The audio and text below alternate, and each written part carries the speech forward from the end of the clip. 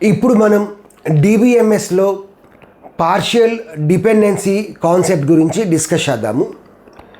A partial dependency occurs when a non ప్రైమ్నే key అని కూడా అంటాము.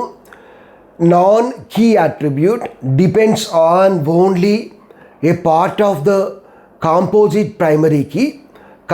ప్రైమరీ కీనే మనం క్యాండిడేట్ కీ అని కూడా అంటాము, rather than entire candidate key. So partial dependency మనకి మేజర్గా ఎప్పుడు అకర్ అవుతుందంటే నాన్ కీ అట్రిబ్యూట్స్ అనేవి only part of the candidate key మీద మాత్రమే డిపెండ్ అవుతుంది, rather than entire candidate key. So entire candidate key మీద కాకుండా only part of the candidate key మీద డిపెండ్ అయినప్పుడు మనకి పార్షియల్ డిపెండెన్సీ అనేది అక్కర్ అవుతుంది. సో ఈ పార్షియల్ డిపెండెన్సీ కాన్సెప్ట్ గురించి నేర్చుకోవడానికి ఈ టేబుల్ చూద్దాము. సో ఈ టేబుల్లో మనకి టోటల్లీ 4 యాట్రిబ్యూట్స్ ఉన్నాయి. Student ID, student name, course ID, course name. ఇప్పుడు మనం ప్రైమరీ కీ సెలెక్ట్ చేసుకోవాలి. స్టూడెంట్ ఐడిని మనం ప్రైమరీ కింద సెలెక్ట్ చేసుకోలేము. వై? బికాజ్ ఒకే స్టూడెంట్ మల్టిపుల్ కోర్సెస్కి రిజిస్టర్ అవ్వచ్చు. ఇక్కడ రిజిస్టర్ నెంబర్ 1 స్టూడెంట్ సి కోర్స్కి రిజిస్టర్ అయ్యాడు, as well as register number 1 student DBMS course కూడా రిజిస్టర్ అయ్యాడు. ప్రైమరీ కీ అంటే మస్ట్ అండ్ షుడ్గా మనకి యూనిక్గా ఉండాలి, డూప్లికేట్ వాల్యూస్ యాక్సెప్ట్ చేయకూడదు. కాబట్టి స్టూడెంట్ ఐడి ఒక్కదాన్నే మనం ప్రైమరీ కీ కింద చూస్ చేసుకోలేము. ఇవి టేక్ కోర్స్ ఐడి ఒక్కదాన్నే మనం ప్రైమరీ కీ కింద చూస్ చేసుకోలేము. వై? బికాజ్ ఒకే కోర్స్ని మనం మల్టిపుల్ స్టూడెంట్స్కి ఆఫర్ చేస్తాము. ఇక్కడ సిఎస్సి 2 కోర్స్ని రిజిస్టర్ నెంబర్ 2 స్టూడెంట్కి ఆఫర్ చేశారు, యాజ్ వెల్ యాజ్ సిఎస్సి 2 కోర్స్ని రిజిస్టర్ నెంబర్ 1 స్టూడెంట్ కూడా ఆఫర్ చేశారు. బట్ ప్రైమరీ కీ అంటే మస్ట్ అండ్ షుడ్గా యూనిక్గా ఉండాలి. బట్ ఇక్కడ కూడా మనకి డూప్లికేట్ వాల్యూస్ ఉన్నాయి. సో కాబట్టి స్టూడెంట్ ఐడి ఒక్కదాన్నే, కోర్స్ ఐడి ఒక్కదాన్నే మనం ప్రైమరీ కీ కింద చూస్ చేసుకోవడానికి పాసిబిలిటీ లేదు. కాబట్టి మనం ఇక్కడ ఏం చేస్తున్నామంటే క్యాండిడేట్ కీ తీసుకున్నాము. క్యాండిడేట్ కీ అంటే ఏంటంటే composite primary key. So multiple యాట్రిబ్యూట్స్ని మనం ప్రైమరీ కీ కింద చూస్ చేసుకుంటే దాన్నే మనం కాంపోజిట్ ప్రైమరీ కీ అంటాము, లేదంటే క్యాండిడేట్ కీ అంటాము. So student ID as well as course ID అనేది క్యాండిడేట్ కీ. సో క్యాండిడేట్ కీలో మనకి 2 యాట్రిబ్యూట్స్ ఉన్నాయి. సపోజ్ ఇక్కడ తీసుకుందాం. So 1 CSC 1. So register number 1 student CSC 1 కోర్స్కి రిజిస్టర్ అయ్యాడు. నెక్స్ట్ 1 సిఎస్సి 2కి రిజిస్టర్ అయ్యాడు. బట్ మళ్ళీ 1 సిఎస్సి 1 రావడానికి పాసిబిలిటీ లేదు. ఇప్పుడు రిజిస్టర్ నెంబర్ 2 స్టూడెంట్ సిఎస్సి 2 కోర్స్కి రిజిస్టర్ అయ్యారు. మళ్ళీ 2 సిఎస్సి 2 రావడానికి పాసిబిలిటీ లేదు, 2 సిఎస్సి 3 వచ్చింది. ఓకే, ఇది మనకి candidate key or composite primary key. Next non prime attributes అంటే ఏంటంటే స్టూడెంట్ ఐడి, కోర్స్ ఐడి అనేవి prime attributes. So remaining attributes మొత్తం non prime attributes or non key attributes అవుతాయి.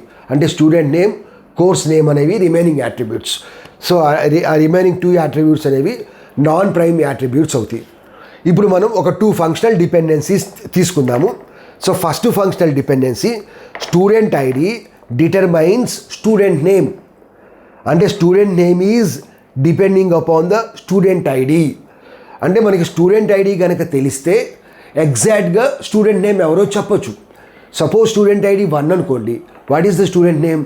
రమేష్. సో ఈ ఎంటైర్ టేబుల్లో 1 వస్తే అప్పుడు రమేషే వస్తుంది. సో 1 వస్తే రమేషే వస్తుంది, 2 వస్తే నరేషే వస్తుంది, 2 వస్తే నరేషే వస్తుంది, 3 వస్తే మహేషే వస్తుంది. So we can say that here the ఈ స్టూడెంట్ నేమ్ అనేది ఏ యాట్రిబ్యూట్ అవుతుంది? నాన్ ప్రైమ్ యాట్రిబ్యూట్ అవుతుంది. So non prime attribute depending on the part of the candidate key. ఇది ఎంటైర్ క్యాండిడేట్ కీ కాదు. ఎంటైర్ క్యాండిడేట్ కీలో మనకి 2 యాట్రిబ్యూట్స్ ఉన్నాయి. ఏమేమి ఉన్నాయి? స్టూడెంట్ ఐడి ఉంది, కోర్స్ ఐడి ఉంది. But student name is depending only on part of the candidate key. అంటే స్టూడెంట్ నేమ్ అనేది కోర్స్ ఐడి మీదే డిపెండ్ అవ్వట్లా, ఓన్లీ స్టూడెంట్ ఐడి మీదే డిపెండ్ అవుతుంది. సో ఈ ఫంక్షనల్ డిపెండెన్సీ కరెక్టే. నెక్స్ట్ చూద్దాం. Course ID determines course name. అంటే course name is depending on the course ID. అంటే కోర్స్ ఐడి కనుక మనం తెలిస్తే మన కోర్స్ నేమ్ ఏందో చెప్పచ్చు. సపోజ్ సిఎస్సి 1 అనుకోండి course ID. What is the course name? C is the course name.